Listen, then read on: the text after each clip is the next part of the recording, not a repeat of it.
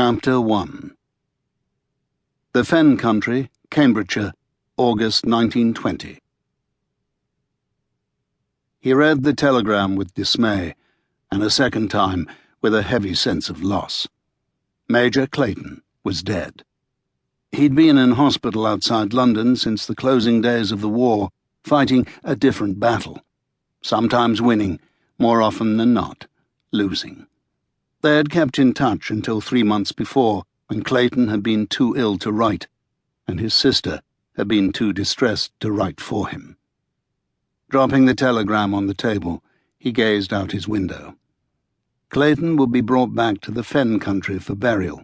Services would be held at 2 o'clock Friday next, in the Church of St. Mary's, Prebble, only a few miles away. He intended to be there. He'd tried hard to put the war behind him, avoiding weddings and funerals alike, refusing even to deliver the eulogy for men he'd known well. It would bring back too many memories, and he wanted them to stay buried along with the dead left behind in the torn earth of Flanders fields. Unable to explain, he'd simply cited ill health as his reason for declining. Burying himself here, he had shut out as much of the rest of the world as he could. He'd even stopped reading obituaries.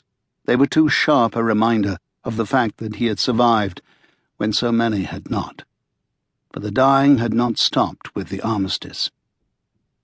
The service for Major Clayton was different. Clayton had saved his life, and in doing so nearly lost his own. The leg had never healed correctly, and in the end it had become the source of the gangrene that overtook first his foot, then his knee, his leg, and finally his body. Dying by inches, he'd called it. For Major Clayton, he would have to make an exception. He hadn't been asked by Clayton's sister to deliver the eulogy, even though he knew the man better than anyone living, and he was just as glad. Instead, the sister had invited a colonel from London to do that honour. He wondered what Clayton would have made of that, given his feelings for HQ and the generals who'd given orders they themselves would never have to carry out. Decisions that sent men to their deaths, maimed them, made them numbers on interminable lists, names and ranks and dates, but never the faces, or shortened lives that should have reminded the generals that they were dealing in flesh and blood. Of course, St. Mary's would be full for the service. He reminded himself that he would have to stay well back, where he wouldn't be noticed. Only for Clayton, he thought on the Friday, as he shaved and then dressed himself with more than usual care. The Major had been a stickler for appearances. He'd said often enough that if a man respected his uniform, he would respect himself. It would not do to be less than parade perfect, even in civilian clothes. At 1:30, he set out for Burwell, planning his journey to arrive shortly before the mourners went inside to take their places.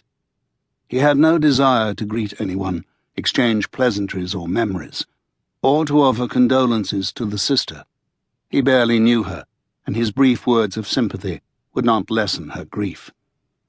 As it was, by the time he reached Burwell and walked on to St. Mary's by a roundabout way, ending up on the street just above it, the hearse had arrived, and only a handful of people were still standing by the west door.